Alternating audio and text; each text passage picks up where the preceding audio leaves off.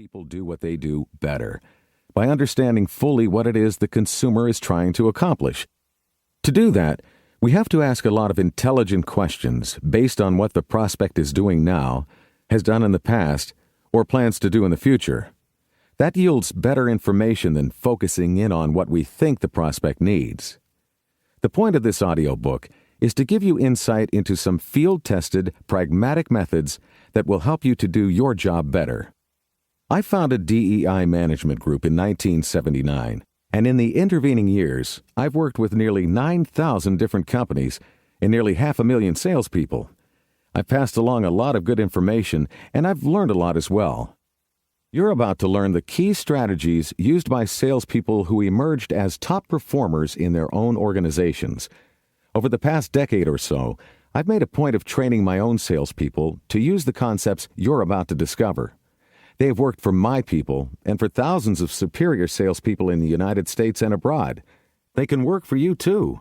Good luck. Strategy number 1. Take immediate action. Not long ago, I was talking with a salesperson about a meeting she'd just conducted with a prospect, a meeting that had gone quite well. I said, "Well, that's excellent. Did you write him a letter thanking him for the time he spent with you?" She said, "No, there's no reason to write him a letter to thank him because I'm going to follow up with him by telephone on Friday." It was a Tuesday afternoon. What, the salesperson argued, was the point of writing a letter? Her prospect probably wouldn't get it anyway. I told her she was making a mistake. There was a very good chance that she would not get through to her contact on Friday, and that whether she did or not, the thank you letter would reinforce her good work during the first meeting. I'd get that letter out immediately, I told her. Well, maybe she meant to do as I suggested, but the truth is, she never sent that letter. The two did not connect on Friday. In fact, another whole week went by before she was able to speak with the prospect again. Her sale had stalled, she'd lost momentum. And why? Because she decided to wait to see what he thought of the presentation. Salespeople must learn to act on what happens immediately. Successful salespeople are constantly asking themselves, what can I do now to move the sales cycle forward? Too many salespeople count on things unfolding just as the timetable the prospect lays out suggests. I say, I'll call you Friday, therefore, I'm probably going to call you Friday. But the reality is, things don't always work that way.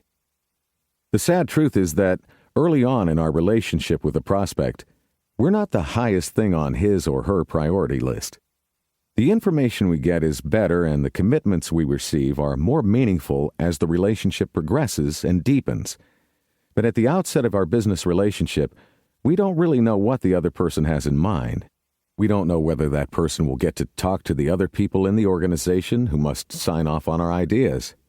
We don't know whether the prospect will even read our proposal. We need every advantage we can get.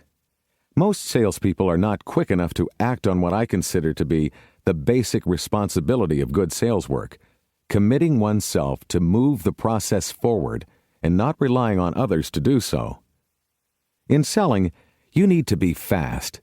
You need to take responsibility for sizing up the best ways to move the sales cycle forward, and you need to act quickly. I got a telephone call a number of years ago from a woman who wanted to buy 10 of my cold calling techniques that really work book. It happened to be 10:30 at night on Friday when she called. I was in the office working late, so I answered the phone. When I heard that she wanted to order the 10 books, I asked myself, what can I do to move this relationship forward right now? So I asked, what is it you're trying to accomplish? How are you planning to use the books? To which she said, I work for a major oil company here in Virginia, and what we're trying to do is get our 10 distributors to make more phone calls, and if we do that, we're going to be more effective in our sales. I said to her, I've got an idea. I'll be in Virginia this coming Tuesday. Why don't we get together? And she said, you'll come here? I said, absolutely. The fact of the matter is, my quick action to move the relationship forward led to a $250,000 sale. All this because I chose to take immediate action to find out more about the person, to deepen the relationship, to move the process forward then and there. Most salespeople don't do that.